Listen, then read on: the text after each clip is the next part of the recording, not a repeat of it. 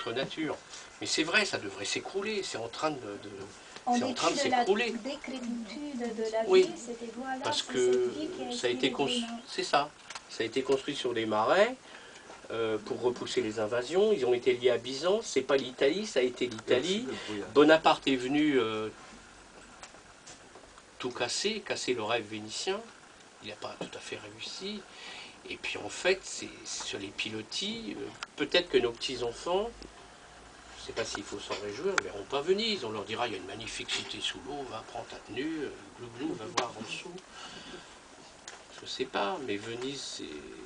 Et puis pour d'autres, c'est le prototype de la ville moderne, c'est une ville sans voiture. Mais il y en a même qui voulaient mettre un parking autour de Venise. C'était pratique, on arrivait, on mettait sa bagnole sur le parking, tout. Ce projet a existé, enfin le projet. Bon, je pense que cet aspect de mobilité réside dans le fait que Venise, du point de vue géographique, c'est quelque chose de particulier.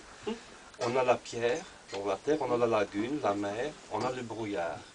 Donc on vit dans un monde fantastique. J'ai eu moi-même des expériences très étranges à Venise en hiver à cause de ce brouillard. Je connais cette période aussi. Oui, et à part cela, l'Italie a une histoire écrasante. Donc les monuments, parlons de la partie architecture, donc, les monuments italiens sont très denses. Donc l'Italie est un pays plongé dans l'histoire.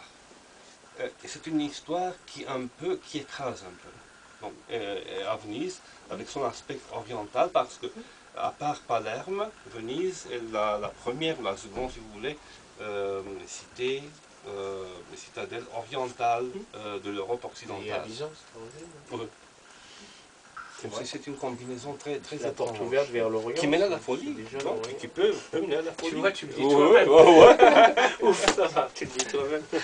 Oui, bon, c'est vrai. Bon, il y a aussi un magnifique album de bande dessinée d'Hugo Pratt, Fable de Venise. Magnifique.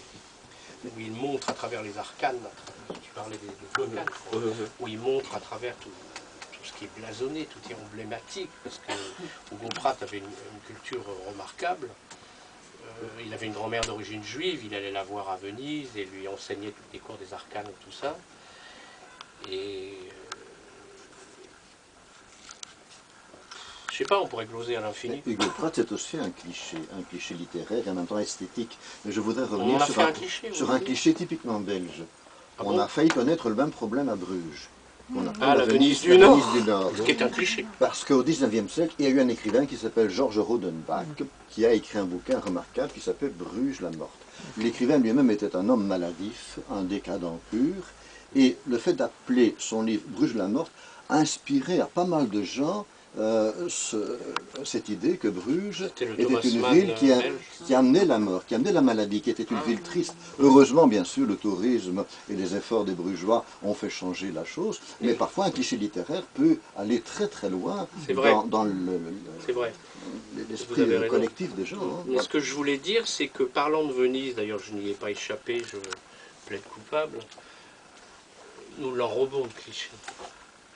Alors, dans les nouvelles, j'espère que non, mais lorsque j'en parle, je le sais, j'en suis conscient, on l'enrobe de clichés, on est dans l'anamorphose.